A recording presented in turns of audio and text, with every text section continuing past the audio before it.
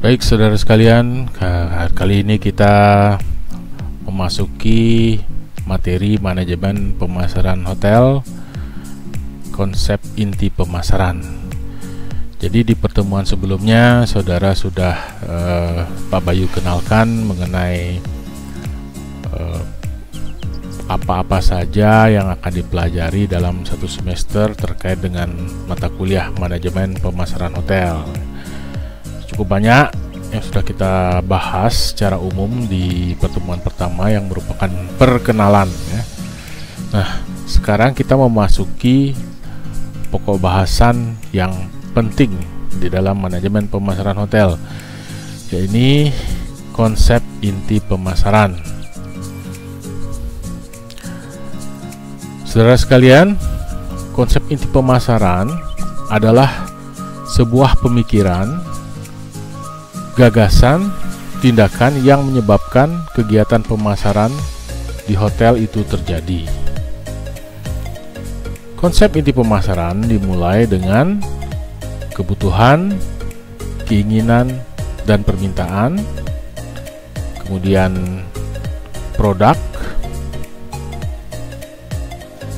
nilai, kepuasan pelanggan dan mutu, pertukaran dan transaksi, hubungan dan jaringan, pasar, pemasaran dan calon pembeli. Nah, gambarnya bisa dilihat di sini merupakan sebuah siklus ya. Siklus yang pertama dimulai dari identifikasi kebutuhan dan keinginan ya, daripada segmen pasar. Kemudian baru dipikirkan produk apa yang kira-kiranya mampu memenuhi kebutuhan dan keinginan pasar. Sinilah terjadi brainstorming untuk penciptaan sebuah produk. Nah, produk ini harus memiliki nilai dan kepuasan ya. Jadi produk yang dipikirkan dalam benak seorang pemasar adalah produk yang mampu memiliki nilai serta mampu memenuhi kepuasan daripada wisatawan ya. Selanjutnya baru terjadi proses pertukaran dan dievaluasi apakah produk ini sudah berhasil memenuhi kebutuhan dan keinginan pasar atau daripada wisatawan, sehingga dapat dimunculkan nanti perbaikan produk atau inovasi produk ya. Baik, kita akan bahas satu persatu istilah-istilah penting dalam konsep inti pemasaran.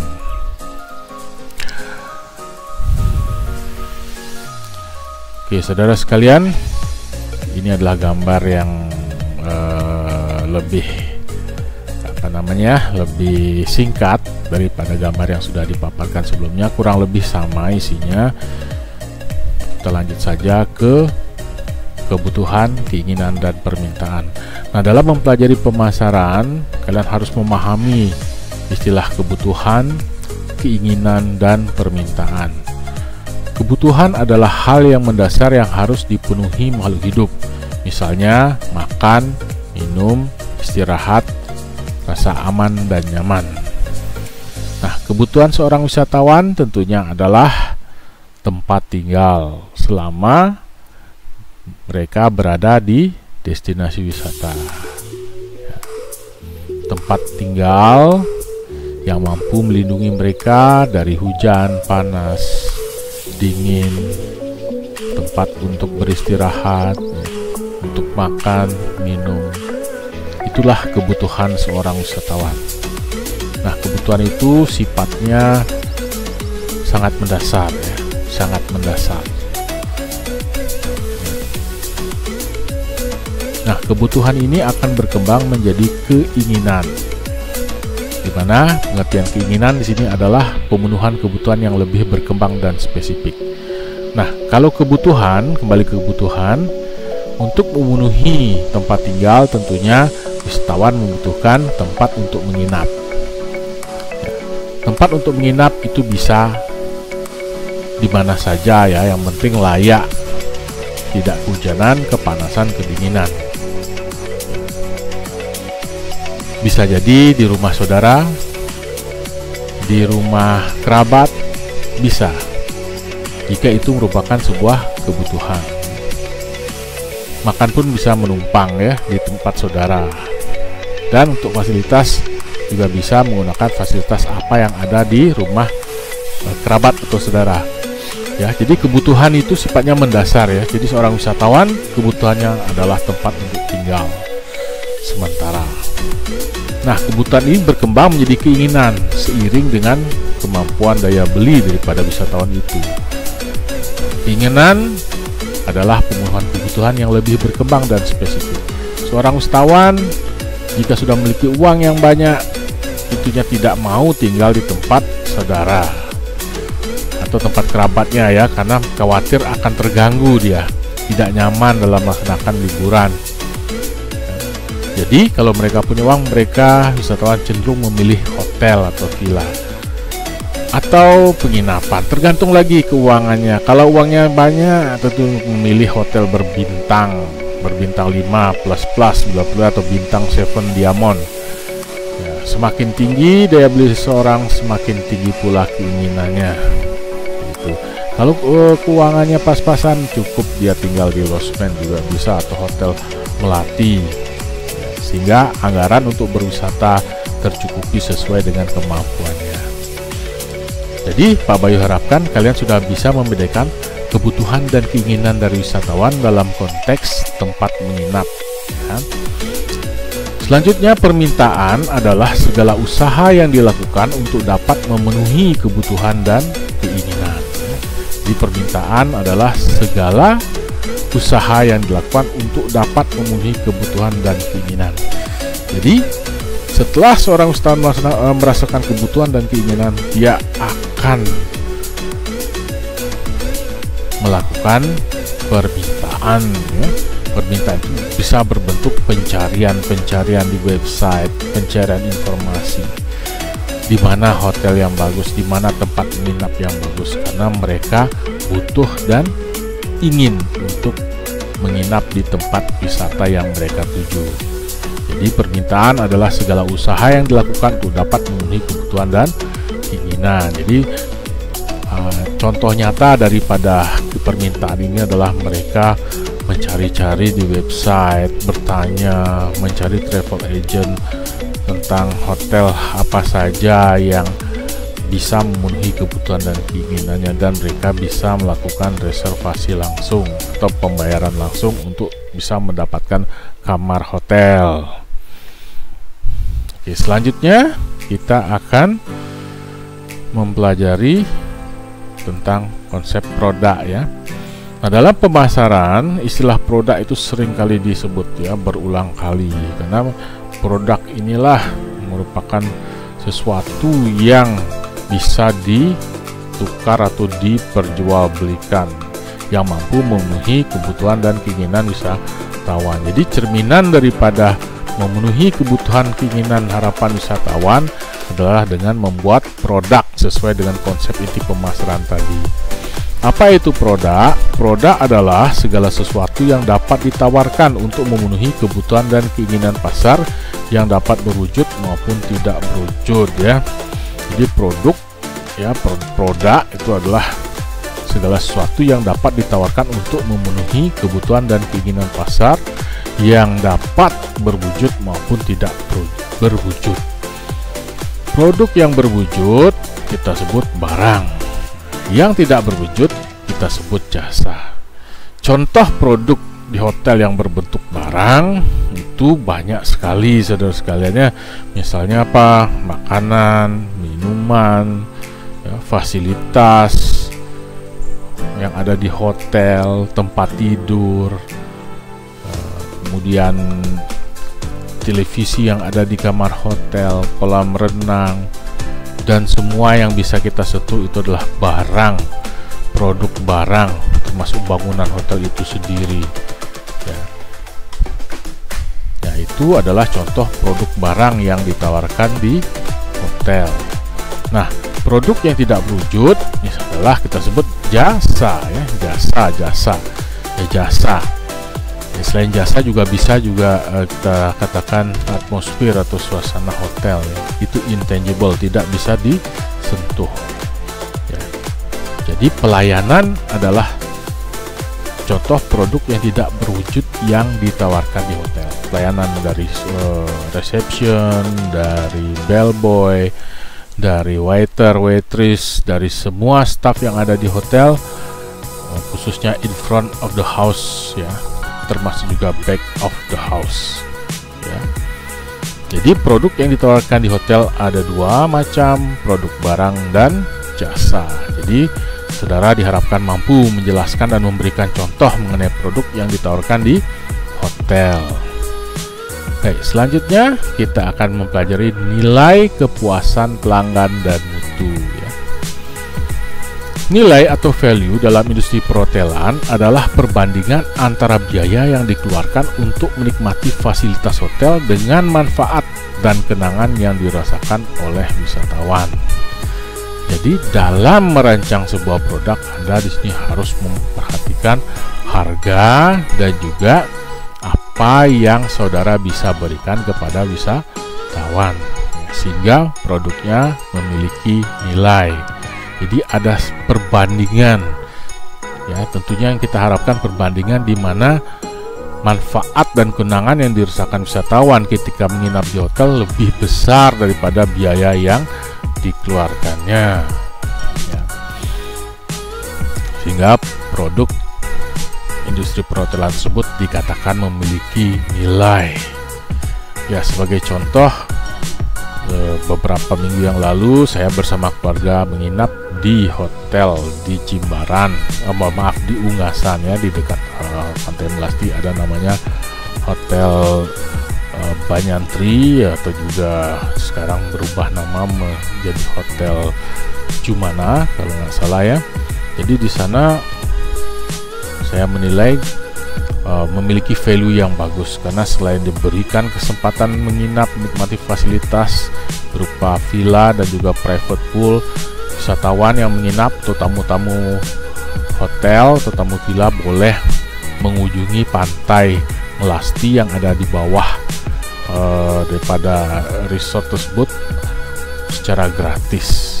Jadi ada istilahnya tambahan, ada kenangan dan fasilitas yang dirasa lebih ya diperoleh daripada biaya yang dikeluarkan. Nah, seperti itu ya. Nah, kemudian setelah memahami nilai, ada istilah lain yang kita sebut dengan kepuasan ya. Apa itu kepuasan? Kepuasan adalah perbandingan antara harapan atau ekspektasi wisatawan sebelum menikmati produk hotel yang ditawarkan dengan kenyataan atau persepsi wisatawan setelah menikmatinya. Jadi kepuasan. Jadi dalam konteks konsep inti pemasaran, saudara harus memahami kepuasan atau bahasa Inggrisnya satisfaction. Apa itu satisfaction? Adalah perbandingan antara harapan sebelum menikmati hotel dengan kenyataan. Ini harus diperhatikan bagi seorang pemasar ya. Jangan sampai pelanggannya atau wisatawan tidak puas. Jadi diharapkan kenyataan lebih besar atau sama dengan harapan. Misalnya sebelum check-in atau ketika melakukan pemesanan kamar, wisatawan mengharapkan hotelnya bersih gitu ya, melaksanakan prosedur standar COVID prokes ya, prosedur kesehatan COVID-19 ya. Itu harapannya hotelnya bersih, ramah. Tetapi kenyataannya ketika mereka check-in menginap, hotelnya kotor ya, tidak melaksanakan protokol kesehatan sehingga wisatawannya cancel menginap di situ. Ini sudah menjadikan cerminan bahwa tamunya atau wisatawannya tidak puas. Ya, sebaliknya, misalnya harapan wisatawannya hotel tersebut sudah melaksanakan protap ya, prokes, protokol kesehatan. Kenyataannya memang betul melaksanakan protokol kesehatan, bahkan ketika check-in wisatawan misalnya diberikan face shield ya, yang berlogo hotel berapa dan souvenir barangkali yang terkait dengan protokol kesehatan, hand sanitizer seperti itu, masker diberikan sehingga memiliki nilai lebih ya. Jadi apa yang dibayar oleh tamu ketika check-in pun diantar dengan baik ke kamarnya, dan tempat atau kamarnya itu bersih dan sangat steril. Jadi terpenuhilah harapan wisatawan itu menginap di hotel tersebut seperti itu. Kemudian selain nilai dan kepuasan, juga saudara diharapkan memahami tentang mutu atau quality. Nah, ini konsep penting juga. Apa yang disebut dengan mutu? Mutu dapat dikatakan sebagai kualitas yang dapat diwujudkan melalui standar yang telah ditetapkan. Dalam industri perhotelan, mutu adalah hal yang sangat penting. Mutu itu dapat dijadikan jargon, brand atau merek yang mampu mengangkat citra hotel. Jadi mutu di sini adalah kualitas yang dapat diwujudkan dengan standar yang telah ditetapkan. Oleh karena itu di hotel ada namanya standar operational prosedur. Ada berbagai macam standar. Ada SOP di bidang pelayanannya. Untuk di makanan ada standar resep, ada standar yield, ada standar portion size, standar purchase specification, dan berbagai macam standar yang diterapkan untuk menjaga kualitas, ya. Baik, itu konsep mengenai nilai, kepuasan pelanggan dan mutu. Selanjutnya kita masuk istilah atau konsep pertukaran dan transaksi. Dalam konsep etik pemasaran, setelah kita menciptakan produk yang memiliki nilai dan